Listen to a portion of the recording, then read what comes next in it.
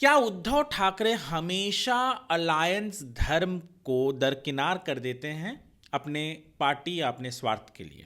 नमस्कार, मैं हूं वरुण सिंह और आप देख रहे हैं भारतवर्ष विद वरुण सिंह।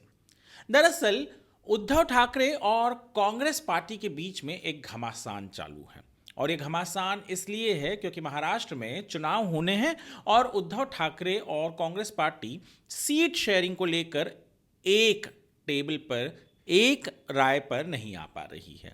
और इसीलिए बहुत दिनों से, पहले तो अगर लोकसभा की बात करें तो लोकसभा में एमवीए ने अपनी सीट पहले अनाउंस कर दिए थे, जिसका खामियाजा एनडीए को भुगतना पड़ा क्योंकि उन्होंने कैंडिडेट डिक्लेयर करने में देरी कर दी थी।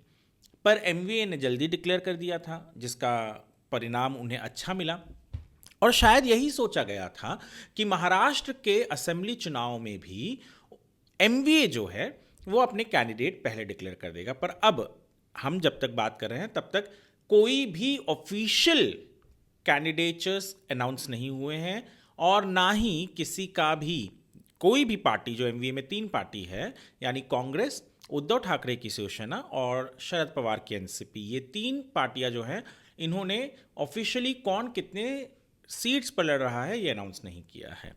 और एक खींचातानी चालू है खास करके कांग्रेस और उद्धव ठाकरे की शिवसेना में। दरअसल उद्धव ठाकरे की शिवसेना कई बार ये कह चुकी है, ऑफिशियली भी कहा था पहले, पर अब अनऑफिशियली कहती है कि उद्धव ठाकरे को सीएम का चेहरा बनाया जाए, और कांग्रेस कहती है कि जिसकी पार्टी के पास ज़्यादा सीट होगा और यदि एमवीए बहुमत में आती है तो जिस पार्टी के पास ज़्यादा सीट होगा उनका मुख्यमंत्री बन जाएगा। पर हमने क्यों कहा कि उद्धव ठाकरे को बड़ी हिचकिचाहट होती है जो अलायंस धर्म होता है वो फॉलो करने के लिए? दरअसल 2019 के असेंबली चुनाव में उद्धव ठाकरे और जो भारतीय जनता पार्टी है, यानी शिवसेना उस वक्त एक हुआ करती थी और भारतीय जनता पार्टी, इन दोनों का गठबंधन था। अब जो गठबंधन धर्म है वो क्लियरली आपको कहता है कि जहां पर भी यदि भारतीय जनता पार्टी का कोई कैंडिडेट है तो शिवसेना ऑफिशियली वहां पर अपने किसी कैंडिडेट को खड़ा नहीं करेगी। पर 2019 के चुनाव में 2 सीट ऐसे थे जहां पर अलायंस होने के बावजूद भी, यानी भारतीय जनता पार्टी के कैंडिडेट होने के बावजूद भी, उद्धव ठाकरे की शिवसेना ने वहां पर अलग से ऑफिशियली 2 कैंडिडेट दिए। ये 2 कॉन्स्टिट्यूंसी थी, पहला तो था कोंकण का कनकवली और दूसरा है मान।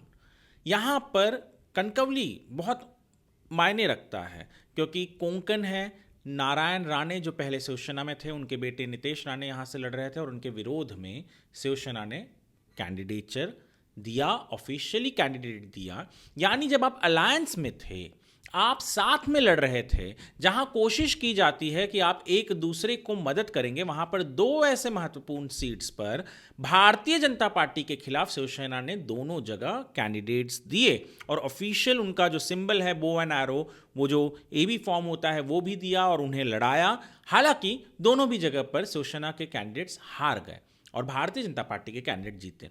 पर अलायंस में ऐसा नहीं होता। अलायंस में यदि भारतीय जनता पार्टी और शिवसेना का अलायंस था तो भारतीय जनता पार्टी का कैंडिडेट है तो शिवसेना नहीं देगा।